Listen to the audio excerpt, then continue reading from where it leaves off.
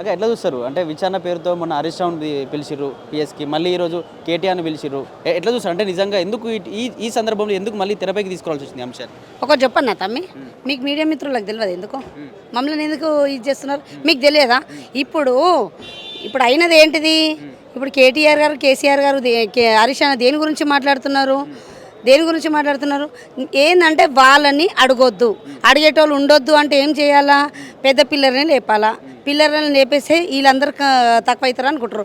ఏ పిల్లర్ని లేపినా కానీ ముట్టుకుంటే మష్ అయిపోతారు అక్కడ మా పిల్లలను లేపితే. ఫస్ట్ ఆఫ్ ఆల్ వాళ్ళది ఏంటిది? ఇక్కడ సింగరేణిలా కేటీఆర్ గారు ఉన్నయన్నీ బయట పెడుతున్నారు. ఉన్నయన్నీ ఈరోజు మహాకూటమి బీజేపీ కిషన్ రెడ్డి గారు అంత క్లియర్గా చెప్పారు. కిషన్ రెడ్డి గారు మీరు ఏం చేస్తున్నారు అని.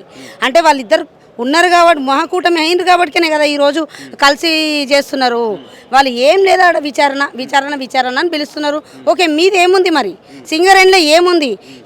ఏముందో బయట పెట్టడానికి ఈరోజు మా కేటీఆర్ గారు వాయిస్ ఇస్తున్నందుకు ఈరోజు హరీష్ రావు గారిని, కేటీఆర్ గారిని లోపటేస్తున్నారు, విచారణ అని పిలుస్తున్నారు. కేవలం అంతేగాని ఇంకేం లేదు. ఆ బురదలో దుంకిన దున్నపోతున్నాడు కదా మా మెట్టుగూడలో దొరికిన దొంగ రేవంత్ రెడ్డి, ఆడు బురద అందరికీ చల్లుతున్నాడు. ఆన్ బురద అందరికీ చల్లాలని చూస్తున్నాడు. మేము ఏమంటున్నామంటే ఆయనకు ఒక సీఎం అనే హోదా మర్చిపోయి మాట్లాడుతున్నాడు, లెక్కలు చేస్తున్నాడు. ఒక్కడన్నా సీఎం లెక్కలు చేసిండా? ఒక మంచి పనులు చేసిండా? ఆడోళ్ళకి ఫ్రీ బస్ పెట్టిండు, పెళ్ళం దగ్గర అది ఫ్రీ, పెళ్ళంకి ఫ్రీ ఇచ్చిండు, మొగం దగ్గర ఉన్నలేనంతా తీసుకున్నాడు. అంటే ఏం ఫ్రీ పెట్టిండు? నేను ఏమంటున్నానంటే ఇప్పుడు మొగోళ్ళకు మీరు టికెట్ పెట్టిరు ఎక్కువ, అది కూడా మామూలు టికెట్ కాదు, అంత టికెట్ పెట్టిరు. ఇప్పుడు ఇద్దరికి వచ్చేటట్టు పెట్టిరు. అంటే అంత ఫ్రీ బస్లో పైసలు వెళ్ళిపోయినాయి కదా. ఈరోజు ఒక బస్ డ్రైవర్ కూడా తిట్టుకుంటున్నారు మిమ్మల్ని. అంటే ఏందన్నట్టు మీరు ఏం చేసిర్రు? సీఎం అయ్యుండి మహిళలను కోటేశ్వరాలను చేస్తున్నారు, ఇయ్యాలని మహిళలను అరెస్ట్ చేపించే దాకా వచ్చిరంటే మీరు ఒక సీఎమేనా?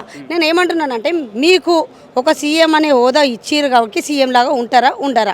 ఇప్పటికైనా మార్చుకునే పద్ధతిలో మార్చుకోండి. మీరు అప్పట్లో సర్టిఫికేట్లు, దొంగ సర్టిఫికేట్లు మారుస్తుండే కదా, ఆ పేర్లు మార్చడంలో ఫస్ట్ ఉన్నాడు. పేర్లు మారుస్తాడు అందరికీ. ఒక సికింద్రాబాద్ పేరు మారుస్తాడు, తెలుగు తల్లి విగ్రహం పేరు, తెలంగాణ తల్లి విగ్రహం పేరు మారుస్తాడు.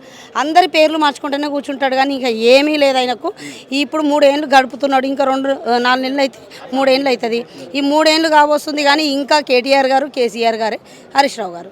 అంటే ఇప్పుడు ఆయనకు అంతా ఇదే ఉంది కాబట్టి, అంటే మా వల్ల సీఎం అయిందా, మా మీద పగ పెట్టడానికి సీఎం అయిందా, కేవలం సోషల్ మీడియాలో మాట్లాడేటోళ్ళక, ఆడ లేడీస్ ఎవరైతే వాయిస్ రేస్ చేస్తున్నారో వాళ్ళ మీద మాట్లాడడానికి తెలియదు. కానీ మాకు కూడా చాలా ఇప్పటి వరకు కూడా ఫోన్లు వచ్చి చాలా ఇబ్బంది చేస్తున్నారు.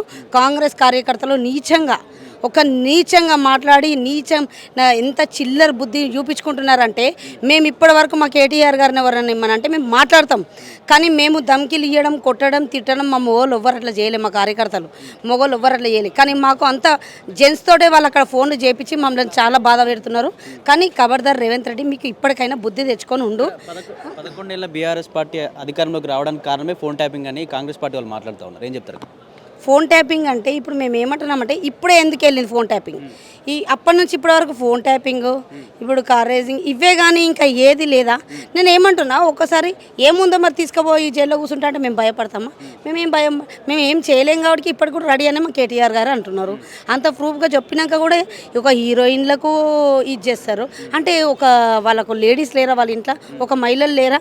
మేము ఒక కార్యకర్తలను కూడా మాకు కూడా అట్లనే మేము అన్నా అని మాట్లాడితే మాకు కూడా అట్లనే మాట్లాడతారు. వాళ్ళు ఒక చిల్లర బుద్ధి చూపించుకుంటున్నారు. కాంగ్రెస్ నాయకులకు నేను ఒకటే చెప్పేది ఏంటంటే, మీ పార్టీలో కూడా లేడీస్ ఉంటారు, గౌరవం ఇవ్వాలా.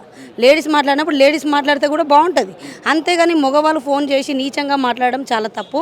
అంటే ఈరోజు మా కేటీఆర్ గారు ఇప్పుడు అంత బ్యాడ్ వర్డ్ చెప్పిరు, వాళ్ళతో ఉంటాడు వీళ్ళతో ఉంటాడని. మరి మీరు ఎవరితో ఉంటారు?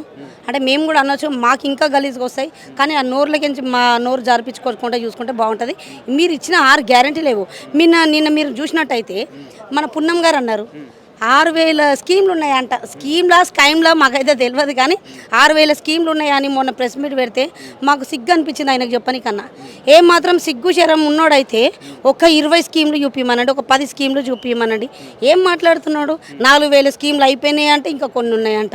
పిచ్చి పట్టిందా వీళ్ళందరికీ? కాంగ్రెస్ ఉన్న వాళ్ళకు నాకు అర్థమవుతలేదు. ఏంటంటే స్కీమ్లు అంటే ఏంది? స్కైమ్లా అదే ఉష్కలారీలు అవి స్కైమ్లు అవుతున్నాయి కదా, అవి చెప్పని 20 స్కీమ్లు అన్నట్టున్నాడు. ఏంటంటే మా కేసీఆర్ గారు ఇచ్చిన హామీలు నెరవేర్చిండు, ఇచ్చినవి చేసిండు. కానీ ఇట్లా మీలాగా దొంగలు లెక్కలు చేయలే. ఈ రోజు కూడా మా దళితుల కడప మీద కొట్టిండంటే కేటీఆర్ గారు ఎంత కొట్లాడుతున్నారు మా దళితుల మీద. కానీ అయినా మా దళితుల మీద కొట్లాడుతున్నా అంటే కేటీఆర్ గారే. అంటే ఈరోజు ఎందుకు కొట్లాడుతున్నారు? దళితులకు 10 లక్షలు 13 లక్షలు ఇస్తాను, కేసీఆర్ 10 లక్షలు ఇస్తాడు ఏవి అని అడుగుతుండు కేటీఆర్ గారు. అయినా దానికి కూడా ఆన్సర్ లేదు. మీకు దేనికి ఆన్సర్ లేనప్పుడు మీరు అసలు సీఎంగా ఉండి కూడా వేస్ట్.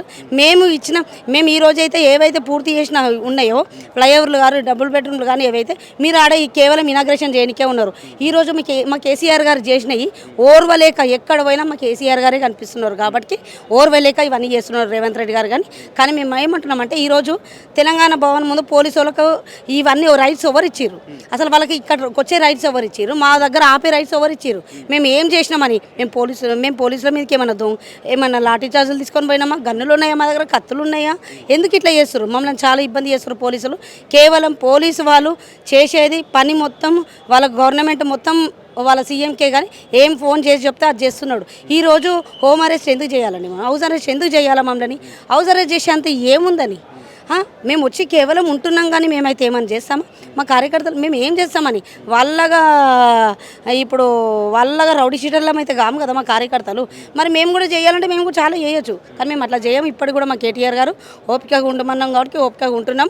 ఇంకా మేము ఓపికతోటే ఉంటాం. ఇంకేం చేస్తాడో కూడా చూస్తాం. ఇప్పుడు అక్కడికన్నా పోయిండో ఆడికించన్నా పోయి మారేసి వస్తానేమో బాగుంటుంది. అక్కడ పోయి కూడా ఇంకా ఇవే లెక్కలు చేసి ఇంకా వేరే ఉంటుంది.